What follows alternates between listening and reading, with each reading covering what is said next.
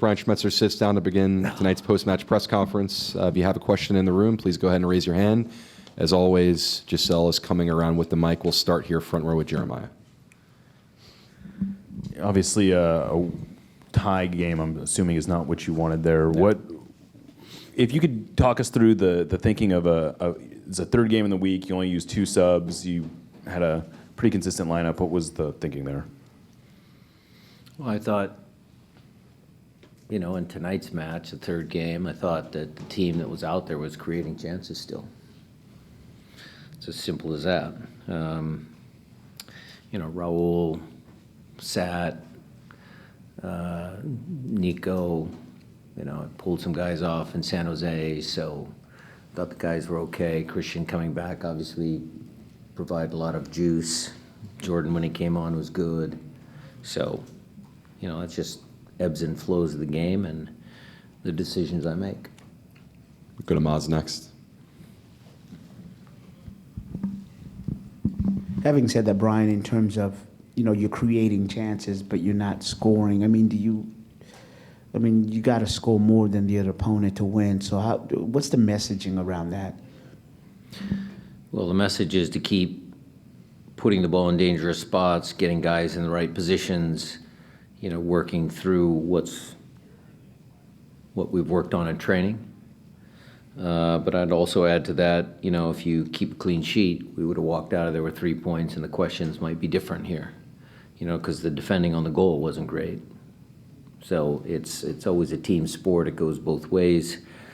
I just think tonight's game, I wasn't happy with the goal we gave up, and certainly wasn't pleased with the lack of finishing, but it certainly wasn't from a lack of effort. I think the guys were throwing themselves, doing everything they could to try and score. John, do you have one? Nope. Okay, we'll go right here then, the row behind. Just expanding on that goal, what's your sort of detailed analysis for the goal we gave up in the latter half of the first half? And what was kind of the energy around the team as that was happening? Well, when teams have possession in your half of the field, recovery, everybody, the objective is to get everybody goal side. And then once you're organized, then you start to press out and press as a group to try and push them back, and that didn't happen. And then the 2 center backs both stepped into the middle of the field, no pressure on the ball, guy running clean through. Steph, I don't blame Steph for that. That's a team goal, team defending. Come around the other side of the room to Nico Moreno. Brian, obviously the results not what you wanted, but just seeing the impact and the influence that some of the guys that were missing had today, does that make it a little bit more tolerable and maybe a saving grace of how easy it can be to improve with them healthy in here? Well, if you're talking about Christian, who probably had the most impact coming back to his natural position, I thought that was very, very good.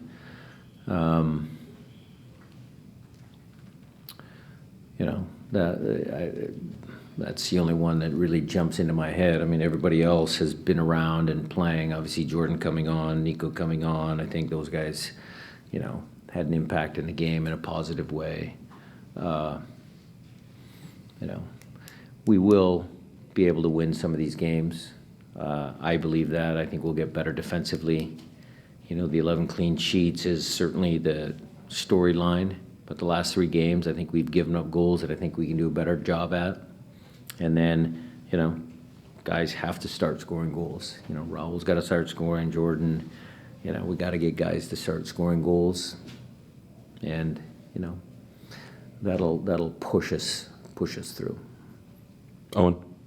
I just wanted to kind of ask, did you ID Leo and versus Jesus as kind of a battle that you wanted to win? What did you think happened? That's obviously where the goal came from, but was that something that you looked at before the game specifically? I don't know if any defender, whether his name is Jesus or anybody else, Chu's been pretty darn good against a lot of guys. So he had a couple balls that, again, his final product, the final pass, he missed on a couple of those, but certainly he gets himself in good spots and, again, created the goal. Other questions in the room?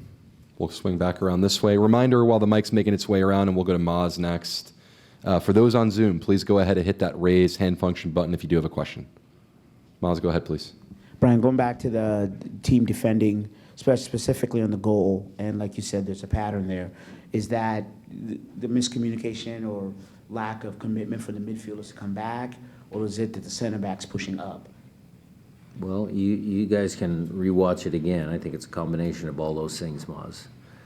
I think we, just needed to do a better job as a group, as a collective in that moment. Especially giving up goals right before halftime gives the opponent belief. I mean, that's classic. You score right before halftime, it gives you some belief going into halftime.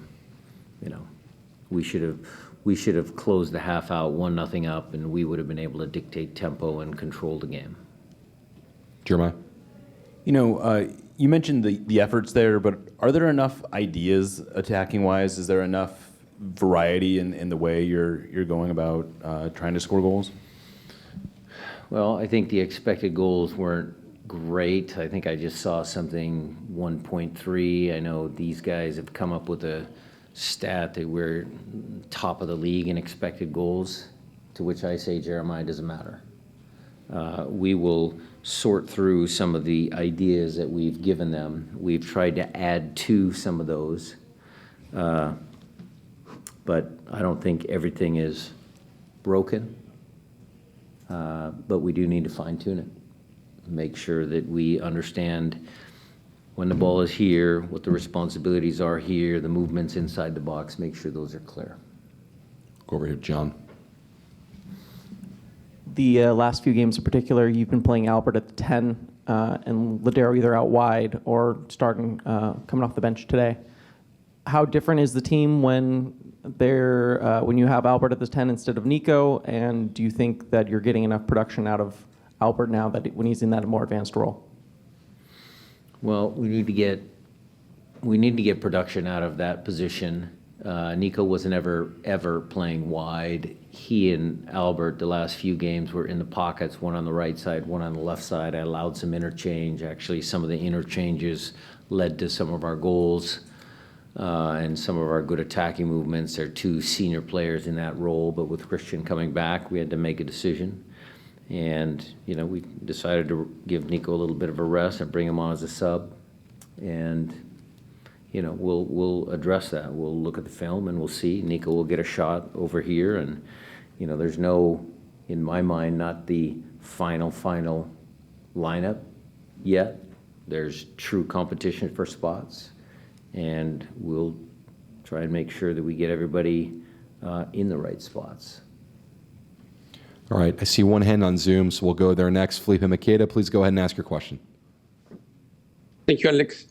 Coach Brian, I'm pretty sure you're doing everything in your power to practice and try to improve and try to make the team to score. Is there anything else that you can do other than just practices? Probably something that, I don't know. And my other question is if you think that going to the Leagues Cup would change the mindset of the players and they will come back in another momentum, to call it in a way?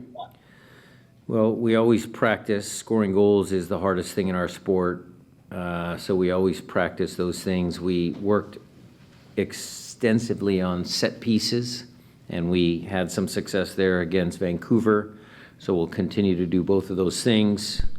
And then, yes, the Leagues Cup is interesting because our next league match is against Atlanta, August 20th, which seems very, very long ways away. And so, yeah, it'll give us an opportunity to try and, try and get our team right in scoring goals. All right, Felipe, thanks for that question. That's all I see on Zoom, so we'll come back here in the room to close things out. We'll go back here to this row. Hey, Coach. So Jordan looked really good when he came on in that short little spell, and obviously Leo Chu is Leo Chu this season. Will we expect like those two competing against each other for that left wing spot, or will there be a time where you can see both of them on the field at once? We will work on both options. They will be in competition there, but Jordan can play up front, he can play on the right. That's, again, TBD. We'll come back here too. Yep. Obed Vargas had a pretty good game. He had one long shot that almost went in. How do you feel about the way Obed's been slotting in and playing his position? He's been good. Kid's been good. You've seen the improvement. He's another one that's going to be fighting for position. Again, I'm not settled there, but he certainly has made big strides. He's still 17 years old. We have to all remember that.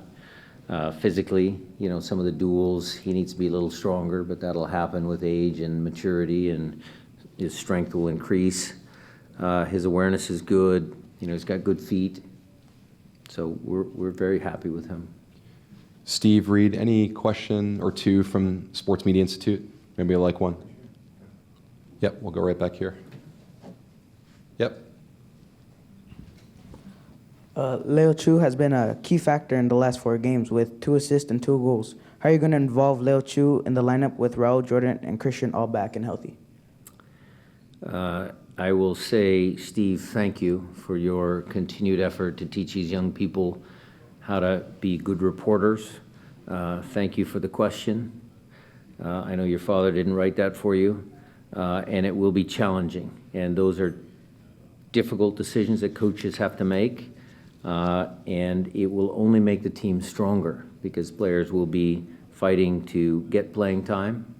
The second part of that is the expectation that we have as a coaching staff, that I have as a coach, that regardless of who starts, that player will go and play as hard as he can for as long as he can. And then the next guy will come in and do the same.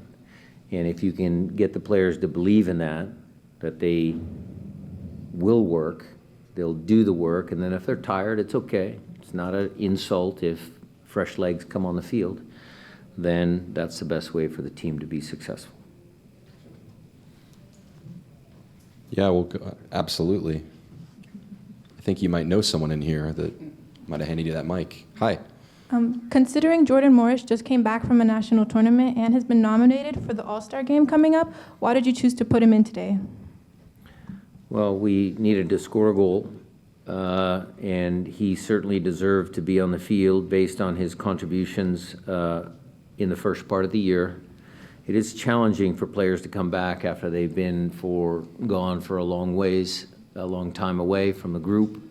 It's unfortunate in some ways. I mean, it's a big honor for Jordan to be involved with the All-Star game, but, he will leave tomorrow, and we won't see him again till Friday, the match day -1, prior to the game against RSL. So it's challenging to integrate themselves back into the group, but, having said that, everybody knows Jordan's strengths, and he'll be fine. Steve, Reed, it looks like there might be one more from Sports Media Institute. Yep, we can take it. Go ahead. What did you think of Raul's performance in the game and the chance that he missed minutes after Dallas scored? Raul? Yeah. Yeah, Raul is okay. I think he's still, shaking off a little bit of rust. He hasn't been consistent throughout the year. He's played some games now here recently.